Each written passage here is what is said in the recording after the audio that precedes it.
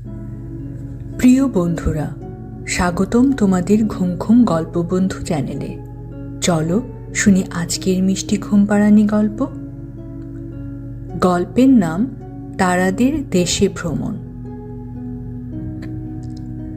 আজ রাতটা খুব শান্ত।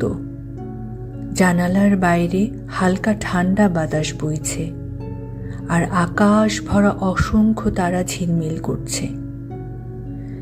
জানালার পাশে বসে আছে ছোট্ট রিমি। আজ তার মনটা একটু খারাপ। আজ স্কুলে একটা ঘটনা ঘটেছে। ম্যাডাম একটা সহজ প্রশ্ন করেছিলেন। রিমি হাত তুলেছিল খুব সাহস করে। সে ভেবেছিল উত্তরটা ঠিক জানে, কিন্তু তার উত্তরটা ভুল ছিল। ক্লাসের কয়েকজন হেসে উঠেছিল, কারো হাসি খুব জোরে, কারো চাপা, কিন্তু রিমির কানে সেটা যেন বজ্রপাতের মতো লেগেছিল। সারাদিন সে আর কথা বলেনি। বাড়ি ফিরে মায়ের সঙ্গেও বেশি কথা বলেনি।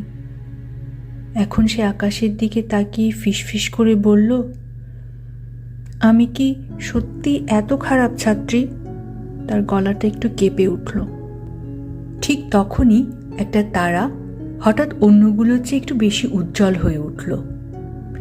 রিমি চোখ মুছে আবার তাকালো। তারা যেন ঝিকমিক করে হাসছে। তারাটি নরম কণ্ঠে বলল, ভুল করলে আলো নিভে যায় না রিমি। রিমি চমকে উঠল। কে কে কথা বলছে? আমি পথভোলা তারাদের বন্ধু, তারাটি বলল। যারা নিজেকে ছোট ভাবতে শুরু করে, আমি তাদের কাছে আসি। রিমির চোখ বড় বড় হয়ে গেল। তুমি তুমি আমাকে চেনো? হ্যাঁ, আজ তোমার মনটা একটু মেঘে ঢাকা পড়েছে। চলো আমাদের দেশে চলো, তোমার মনটা ভালো করে দেই।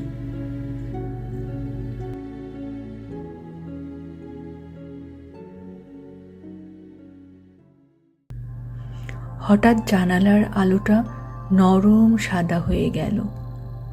রিমি অনুভব করল সে খুব হালকা হয়ে যাচ্ছে। মনে হচ্ছে সে যেন বাতাসে ভেসে উঠছে।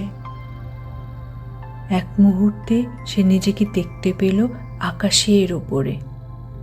চারদিকে অসংখ্য ছোট ছোট তারা, কেউ গোল, কেউ একটু লম্বাটে, কেউ সোনালি, কেউ রূপালি, কেউ নীলচে।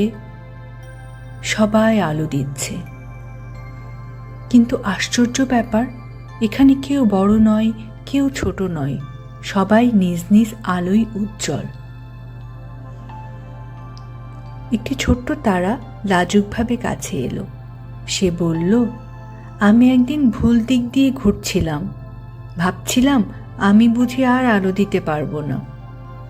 আরেকটি তারা হাসলো, আমি তো একবার পুরো এক রাত নিভেছিলাম, কিন্তু আবার জ্বলে উঠেছি।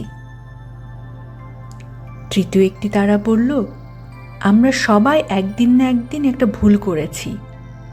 তারপর সবাই একসাথে বলল, ভুল মানেই শেখা। রিমির চোখে জল চলে এলো, কিন্তু সেটা দুঃখের না। মনে হলো বুকের ভেতরে জমে থাকা ভারটা একটু হালকা হয়ে গেছে। সে ধীরে বলল, তাহলে আমি খারাপ ছাত্রী না? পথভোলা তারাদের বন্ধু উত্তর দিল, না রিমি, যে চেষ্টা করে সে কখনো খারাপ হয় না। ভুল করলে কেউ ছোট হয়ে যায় না, চেষ্টা না করলে ছোট হয়ে যায়। রিমি চারদিকে তাকালো। এত আলো, এত সাহস, সবাই নিজের মতো করে উজ্জ্বল। তার মনে হলো আজকের ভুলটা হয়তো একটা ছোট্ট ধাপ মাত্র।